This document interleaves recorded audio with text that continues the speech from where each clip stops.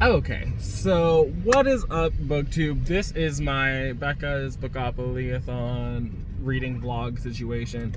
We are starting this off on a very low note because I have not slept yet. So I managed to listen to some more of Anna K, which is the book I was reading before all of this went down. Doing this read-a-thon was a very last minute decision, very last minute. Didn't even know it was happening until I was pulling up a poll. So I put up a poll last night. I linked it in my Friday Reads video. It got retweeted by the read-a-thon, obviously, like everyone else's polls did. Right now, Addie LaRue is winning, which is the only reason we're vlogging, because I know people want Addie LaRue content, because I think that book comes out, I want to say October. So I don't know whose videos have gone up, will gone up, all of those fun things, but mine is going up now. So if you're watching this, hi. Happy to be here with you. As for me, it is 8:07. I'm gonna go to the Starbucks where I place my mobile order and hope and pray that because I never got around to picking it up, they will give it to me, because I paid for it. I'm gonna be stuck behind you again? Are you serious? Why? Why does the universe hate me? What did I do? I didn't get any sleep. I woke up with a flat tire. I'm stuck behind this person who refuses to go the speed limit. Thank you for getting over. Like, oh my Jesus. Anyway, I'm gonna go hope and pray that they give me my Starbucks order. I'm gonna listen to Erin on her sprints. I'll check in later. I probably won't update you guys about Anna K because that's not the point of the vlog. I just needed an introduction clip, and I figured that this would just be easier to do it on my phone. I'll probably be vlogging the whole thing on my phone because this is the one that has the SD card, which makes it easy to get footage off of. I don't have to worry about anything. So I'll check in later. Thanks for watching. I hope that your Friday has been off to a better start than mine. The only upside to all of this is that I somehow managed to get from where I was to the tire station without fucking up the wheel.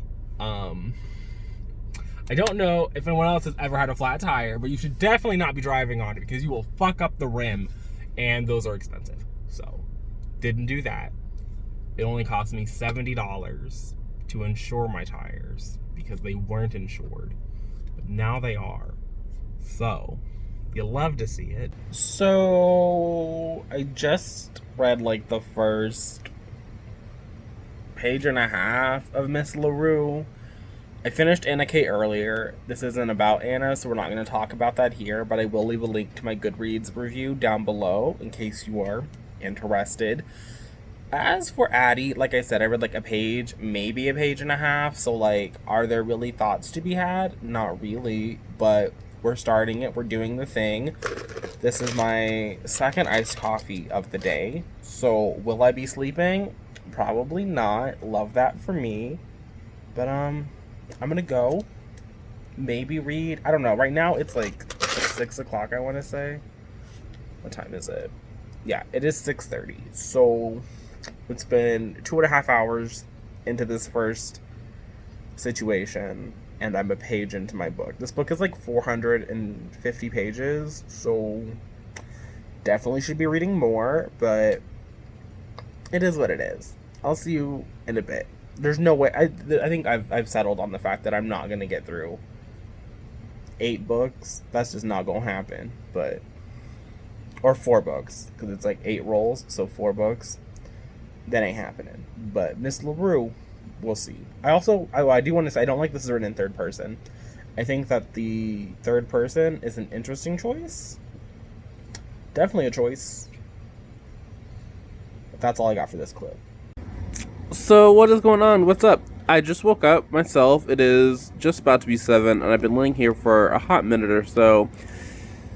And I figured I would update, because I didn't update last night before I went to bed. So I managed to get to around 4% of Addie LaRue, which I'm going to use as my viewer thing, because I've heard nothing but people wanting to read this book, telling people to read this book, wishing they could read this book. Y'all voted for this book. Like, I feel like it counts as like a viewer recommendation.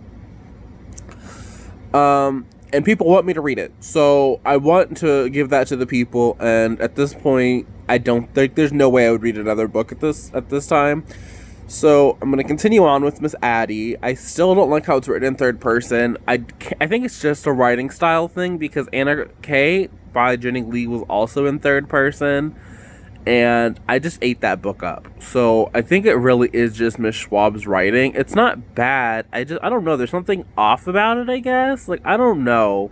So that's how my day is starting. I'm going to try and get some, like, reading sprints in later. I don't know. I might have to, like, corral the hotties into a Zoom call. Yesterday I was dead. I don't know why I stayed up all day yesterday. That was stupid. Should have definitely gone to sleep, but I took a nap, but that nap didn't do shit. But I went to bed early for the hotties because I was in bed at like 11, and normally I don't go to bed till like 4 o'clock in the morning because of them. But I think if I can like corral some of them into like a Zoom to actually do some reading. I mean, they were reading yesterday, but like after I read those 4%, I knew that I wasn't going to read anymore and like still comprehend it. So they continued reading, so I'm sure they got progress in. But I need to read. I want to at least finish Addie LaRue. Like I said, I still like the third person. At 4%, I've read a couple of chapters. I want to say like 4 or 5 chapters maybe. There was 2 that were set in the present. And then I want to say I read maybe 2 or 3 that were set in the past. And the little French village that Addie was born in and raised in. And when I went into this, I thought she made a deal with like the devil. But all of the religious talks in the last couple of chapters have been about like the old gods and like the new god. And like, I guess if you're like practicing witchcraft or whatever, you're communing with the old gods. I don't know how witchcraft works. I'm not a witch. I don't know what's going on here. I don't know how this forever is gonna happen. I do really hope that this Toby person in the present is not the guy who remembers her. I mean, I guess we already got a scene where he didn't remember her, but I don't know. But I didn't like Toby in the present because he had like a cat he named after himself so he could talk to himself without seeming quote unquote crazy. And I'm like, a lot of people talk to themselves. I don't think you need to buy a whole cat to justify talking to yourself and then name it after. You know what I mean? Like, that just seems like a weird thing. I don't know. Part of me also doesn't really understand the point of wanting to be immortal if you're going to be with somebody forever. I mean, I don't know. But I'm also not immortal. I don't know. So we'll see how that goes. The chapters that were set in the past, I wasn't the biggest fan of. Just because, like, I don't think I would check out a book about 1700s France and, like, read it because I wanted to enjoy a nice story. So, hearing about it from Miss Addie did nothing for me because I don't care how she fashioned a cheap pencil in 1700. Like, so that's where I'm at. I'm going to stop updating and I'll talk to you guys again, hopefully when there's better light going on and I've actually read some more. So that'll be that. What's up? So we have gotten blessed by the Bookopoly gods because really you're gonna jump out in front of me like that. Okay, love that for me. Old ass man. Anyway, so the second prompt that got released, one of them was to read a book that your viewers had requested you read or something along those lines. And y'all voted for this. Y'all clicked this in my Twitter poll, so I took it as a viewer recommendation. That's what the prompt was. And then for the latest one, as of filming this update, the prompt was read a gifted book. And what is an ARC but a gift? I mean, sure, I think publishers would like you to review it, but what is it but a gift? Are we, so we're just rolling with it. I'm at 20% now. I still do not like the way that Schwab is writing this story. It feels so impersonal. And I think that there's just, the thing in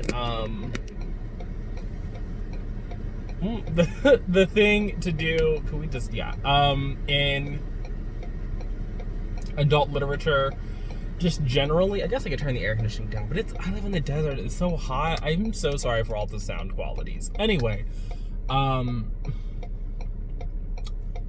an adult to be third person.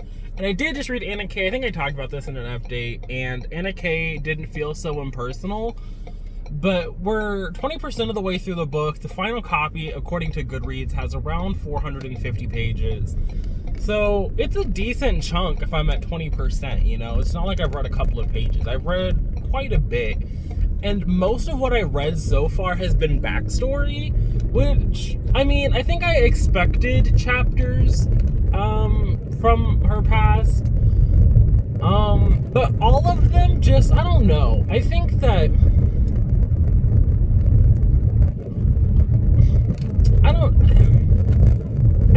this is an issue of just unreasonable expectations to some level. I've never read a V. Schwab book, but I went into this expecting it to be I don't want to say a romance, but very close to it, the premise of being, the devil, make a deal with the devil, which she didn't even do. She did not make a deal with the devil.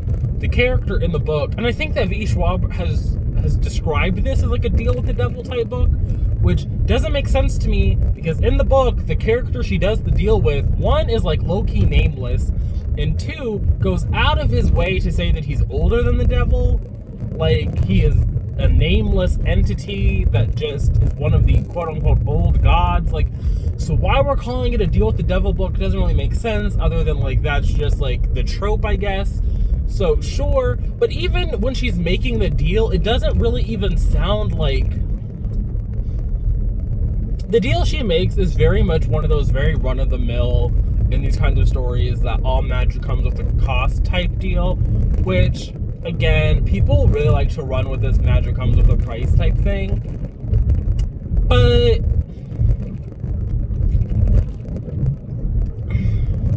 I don't know. I think even as someone like me, who's a very nitpicky individual, who is a very petty person, who I guess if I was this unnamed entity might pull this same stunt. It's when you make, this wish to be free, to be able to not be wed to this man, for your freedom, and then all of a sudden, literally everyone who's ever known you forgets that you exist. Anybody who sees you, I guess as soon as you leave the vicinity, they no longer exist. Anything that you've done that could leave a mark on their life no longer exists. That just becomes very, I don't know, it's very strange to me, especially because then we have scenes in the present where she is, I think his name is James or somebody, it's this gay character, and I think this is the guy that came out as gay to her, where they dated very briefly, which doesn't make sense because she would have had to have been around him constantly for him to remember that she exists.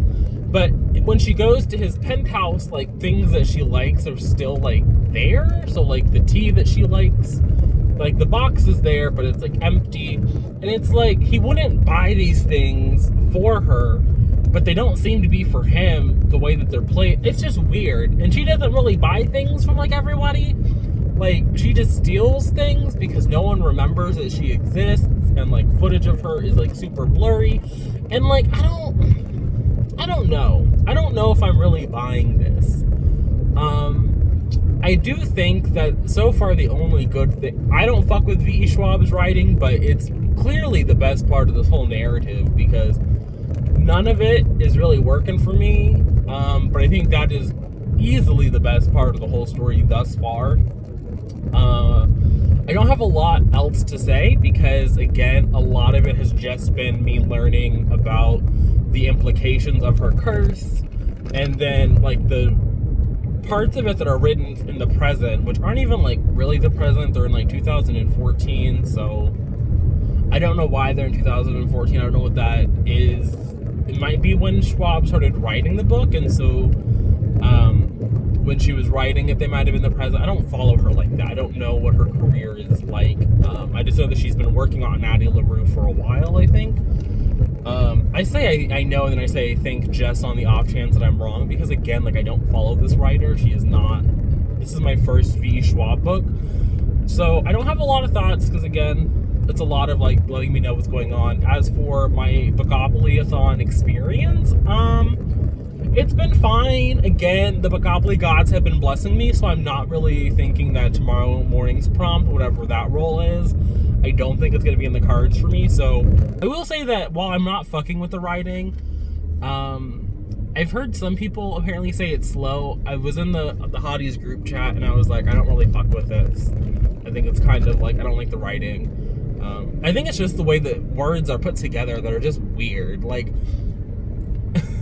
I think that they probably make pretty sentences, but I'm not a pretty sentence person, you know, like that shit isn't important to me. So like, I don't think that it's like slowly paced or anything, because I think it's really quick to get through. But the word construction just feels unnecessary, like so unnecessary. So that's it. I'm gonna actually leave this time, and I'll check back in later. Back on the Kindle, we are on to part 2. I think earlier I said I was 20% of the way through this, and that was definitely a lie, because I'm only at 17%. Either way, I think we finally just met our love interest, and he is a bookseller, because of course he is, but I'm going to try and remain optimistic while I do these sprints with the hotties. Back like not even like 3 seconds later, because all I did was turn the page, and we're getting his perspective now, so definitely the love interest. In the middle of this sprint to say that I'm now 25% of the way in. So I've read over 100 pages of this, and my initial thoughts on the first 100 or so pages is that this book is entirely too repetitive. Like, the first 25% definitely established the bounds of the curse. I guess this man is suddenly the devil, even though I distinctly recall him saying that he was older than the devil. He was one of the old gods. Whatever. I don't know what the whole significance of including the old gods was, if we're just going to call him the devil. I don't know what the significance is if we're not using the old gods new. I don't know. It doesn't matter. But the curse, to me, has been pretty well established. I don't know why it took over 100 pages for it to be that way. I think that the first couple of chapters we got it. Like, I understood if somebody walked away, they went around a corner, they closed their eyes, took a nap, sis was gone for their memories. I also didn't need the scene confronting the devil man again, talking about I refused, I want my soul still. But I don't know. I just don't think I care about that dynamic, that tension that's there. And I don't really know if, like, I don't know. I feel like if I sold my soul to the devil for, like, more time and a life of freedom, I would probably want more than a year. But after 300 years, and you're not really doing anything, like, I don't know, like, it don't seem like it's a worthwhile existence. So, just being, like, running on spite, like, more power to you, Miss Addie. But again, it just feels repetitive. And so now, we're getting our first flash forward chapter in a minute. And all of these are from Henry's perspective. And I gotta say, I don't care about Henry at all. I don't care about him. I know we just met him, but my initial instinct is not to, like, be immediately... I don't know. This book is just, like, painfully average.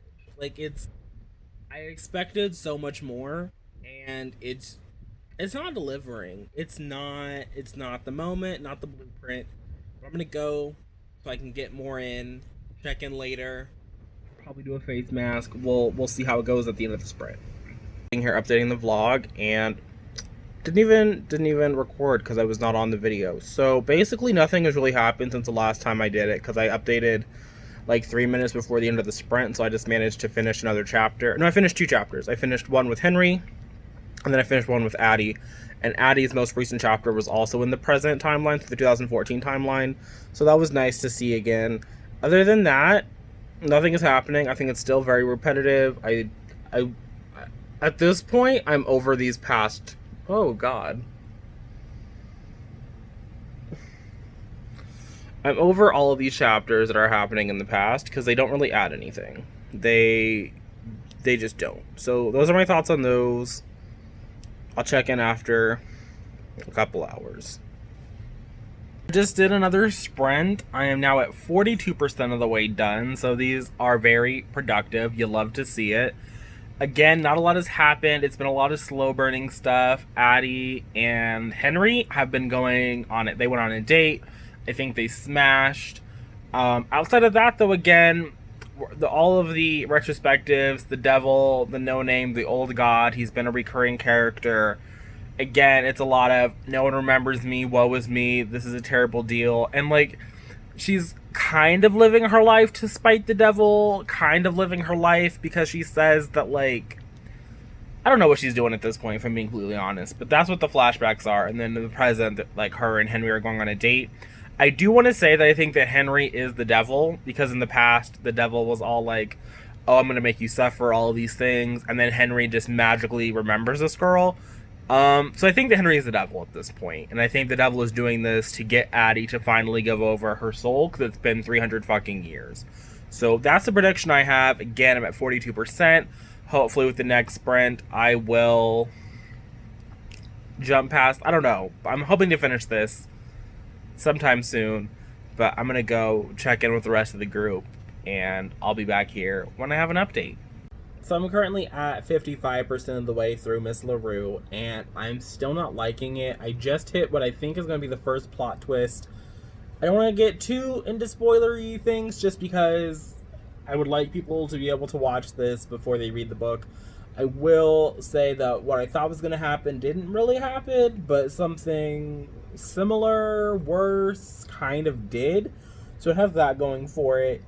I don't know if I'm actually going to be able to finish this before 4 o'clock in the morning, because it's about to be like 1:40. Is it 1:40? No, yeah, it's about to be 1:40 for me. So this is not going to get done in the next 2 hours, but I think that I'll be able to make a big enough dent in it to where if the next prompt drops I can't finesse, then I'll be able to finish it and maybe call it a win anyway. I don't know. We'll see. But I'm not feeling this book. I don't think this book is very good. I'm very much looking forward to the end of the video where I'll be able to, like, sit down and hash things out, because this right now just doesn't, like, it doesn't make sense. It doesn't make sense. And I think for the premise, not living up to it. Not really living up to the premise of the book, or what I was told about the book, or what I've heard people say. So I'm going to go, and I'll check back in with you guys in a little bit. Thanks for making it this far. I'm about to go to bed, so the visuals are about to get real janky, but it is what it is. I just read a part about Addie apparently being in these portraits throughout time by various artists, and I wanted to comment on that because apparently she can't tell stories or write anything like pen to paper, but she can be in these portraits because art is about ideas and they're not like solid or something, and how wonderful it is to be an idea. And part of me just can't really read that as anything other than like a romanticization of the manic pixie dream girl. Like, I don't know. It's very strange. I'm not sure that this book is actually as good as everyone was telling me that it is. I have a lot of issues. So I'm going to go so I can continue the sprint and like get some more some more pages in. But I don't agree with what is going on here. I don't think it makes sense for her to be clear in portraits or distinct enough for someone to like piece together that it's the same person throughout time. And yet, in a fucking photograph or on film, it's a blurry face, even if the camera is perfectly still. So, I think, again, it's one of those inconsistent things, and I don't think it's a loophole that really functions as a loophole, but Miss Schwab did not ask me. I know I said my last update was going to be the last one that's actually well lit, but I've just been sat here in my chair not moving to my bed yet, so we get light for this one last one. But how is Homegirl in 1778 going to talk about how she's not going to actually leave Europe to sail across the Atlantic for another whole century? And when she does do it in 1878, damn near the 19th, the 1900s, she's going to talk about she wonders if the maps are wrong and there's not actually land. And like, have I ever sailed across the Atlantic? No. Do I ever plan to sail across any ocean? No. But Homegirl has been living in Paris for the better part of 50 years at this point in the novel. Really closer to like 60, 70 years almost. And by the time she leaves Europe in the 1800s, we know there's land on the other side of the Atlantic. Like, I know Homegirl was born in 1691, but there have been colonies on the other side of the Atlantic from the moment Homegirl was born. Like, almost a century of colonization has been going on in the Americas. So that worry seems a little odd to me. I don't know. Maybe that's just me. Like, a whole civil war has gone on. Like, there's been like 16 presidents by the time Homegirl has crossed the Atlantic. Whole civilizations have risen, fallen, been genocided. Like, goods have been coming. Like, it's just, I don't like this book. So at this point, this is like a nitpick, but dumb assery. And I understand that Homegirl hasn't been like the most educated or whatever, but she already taught herself to read in this time span. Like, she's been attempting to get into salons, kicked out of salons, which are like the places of learning and debate and such. It don't make no goddamn sense for her to be like, there's no land on the other side of the Atlantic. Homegirl knows there's land on the other side of the Atlantic. So I told y'all it was gonna be questionable lighting in the clip, and here we are. So I'm at 86%, and so I've obviously read a lot since I last checked in. There was a moment with the French Revolution. We actually got to see it. Things happened. I want to say that this is a book without a plot. I mean, a lot of the plot really is just Addie and this boy, and there are some plot twists that happen with this boy, but ultimately this is not a Addie LaRue falls in love with the devil narrative. This isn't like anything remotely interesting, and certainly nothing that is worth 448 pages of somebody's time priced at an adult hardcover. It's just not. Like, I'm sorry. Like, this is a legitimate waste of somebody's money. Like, if you are at all interested in reading this and you do not have an ARC, then you really need to be at your local library. If your library selection is not the greatest, I would suggest that you maybe ask them to purchase it. I don't know. Like, I may, like, a birthday present, like, I can't really in good conscience ask somebody to purchase this book because it is so meaningless and there's literally nothing that happens. There is no actionable plot, and I understand that some people really like slow character-driven novels, but I don't even think that the characters here really have any kind of growth or arc that is worth reading or experiencing for yourself. I'm going to do a sit-down situation at the end of this where it's not poorly lit and I have time to like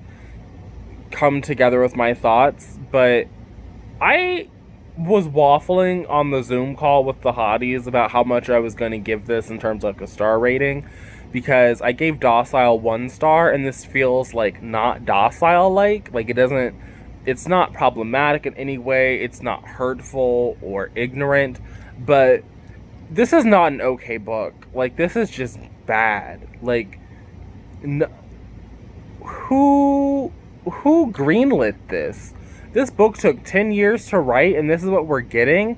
I don't know, maybe this is just, like, not the place to, like, start with Schwab, but her little turns of phrases, her, like, sentence construction, while nice at times, does not make for this, like, to be any more enjoyable. So I'm going to call it a night. Okay, so I'm going to set this aside because this has nothing to do with anything. I just finished filming my book club announcement pic, so I'll leave that linked up in the cards in case you didn't hear about that announcement and you want to check that out. But essentially, that's the thing that's happening. But you're here to hear the final thoughts I had on Miss Addie LaRue, because I think I checked in the last time I was at 88%. And my thoughts haven't really changed since 88% of the way through the book, if I'm being honest here. I didn't like the book. I think it reads like a writing exercise. And so I guess with this final moment, I just wanted to talk about what really didn't work for me. And I think that it didn't work for me because there wasn't really anything holding the story together other than Addie, and I didn't really find her that compelling. I didn't think that she was able to hold anything together in the way that a story should be, because there wasn't really a conflict for a lot of the book. Like, I understand that the conflict is meant to be her curse, but she's already been living with the curse for the entire time that we've known her, essentially. Really, there were a couple chapters where she hadn't yet been cursed, but I don't know. And I also felt that a lot of what Addie was doing, she was bringing on herself. Like, she knew that she, like, people were gonna forget her, but she would continuously go back to the same people and, like, circle around, and it really did read like she was just living to spite the devil, to spite Lucien, which is why when it got to the end of the book and it was revealed that they had, like, this low-key affair for, like, a good 4 decades, it was like, where did this come from? It was kind of the same vibe I got when it was revealed that fucking Addie was in she was in occupied Germany in a prison sentence, and the devil was there, and the devil was like, of course I don't support Hitler. It didn't work for me. I felt that the plot twist that happened around, like, the 90% mark in relation to the love interest didn't work. I didn't feel that the magic of the curse made any kind of logical sense, really, ever. But especially, like, during the time that it was meant to be happening, I felt that it was odd to have the devil around here, but he wasn't really the devil. He was some unnamed old god. And it's like, there's no mythology in this book. Like, the mythology doesn't exist. Like, it doesn't explore it. And I think that that's essentially why it reads kind of like a pitch more than it reads like a book. Like, the book ends and it's like, okay, that's kind of like a rough idea of something, but it doesn't ever read like this is the definite conclusion, like this is the sum of all of the parts. It just feels like I read a bunch of parts, like I was leafing through Victoria Schwab's notes on the book and not the actual book. And at this point, it's July, the book is coming out in October. I don't really think there's anything that you could do to fix the things that I didn't like. I think that I wouldn't really tell people that this took 10 years of my life to write. I've never written a book, so maybe that's just me being unfair, but it's like, you spent a decade and this is what we got, like, and in that time you released like a dozen other books. I mean, obviously they weren't all released in that deck. I don't know when her first book came out, but it's like a number of books did. Like, it's not like this is like her third book. Like, this is damn near her 13th, 12th book, and it's over 10. She has over 10 books out. So it's wild to me that this is the book I got. I can't imagine wanting to start here. I can't imagine asking somebody to pay $27. And I just don't I really wish I understood what people liked about the book. Like, Addie is a fine character. Her love interest is an okay character. Lucien is occasionally compelling. But none of them, I feel, are really explored to the kind of depth that I would want them to be. And I think that it's a very odd decision to make Addie essentially like a manic pixie dream girl throughout history. And I think that it was odd to where part of the curse is she can never leave a mark, and yet she is very plainly leaving marks on all of these artists and their work and serving as inspiration for them. Like, I'm sorry, but when B was able to, like, sit there and put all of the pieces together and be like, this is the same girl, I think that's more than just an idea. Like, that is an indelible mark that shouldn't be possible because of the bounds of the curse. And so, ultimately, I feel like this book doesn't work. I think that it's not consistent with its internal logic, and the characters aren't compelling enough to make somebody read almost 500 pages of text. Like, I don't know. But I also just, it's not my problem, really, essentially. I didn't pay for it. It was an art. I wouldn't go out and purchase this. I think that if you do want to read it, I strongly encourage you to get it from your local library. If you're already a fan of Schwab and you already know how she executes a concept, you might be in better hands. You might be able to, like, jump in and know you're going to appreciate how she executes a story. But if you've never read anything, then I highly, highly, highly encourage you to get it from your local library, to test it out then, and if you love it, then to purchase it. Like, just save yourself a little bit of headache, the trouble. That's really all I got to say. Thanks for making it this far into the video. If you did, leave this emoji. and I'm looking forward to talking to you guys down in the comments. I am going to put this up a little bit early because I know people wanted to hear my thoughts. But I'll tweet it out again in October on the release day, because I do really want to have a conversation with people, and at this point, not everyone has, been able to receive an arc and read it. So, I don't think I spoiled anything too much in this vlog, so I'm not going to go ahead and, put up a spoiler warning. Obviously, Editing Monty will make the final decision, but, I will also leave a link down below to my Goodreads review, which should be public at the same time as this video, so you can read it. And I did kind of get into a teensy bit of a spoilering there, but it's marked so you won't miss it or do anything. But that's all I gotta say for this video. Thanks for watching. I'll see you guys again next time, but until then,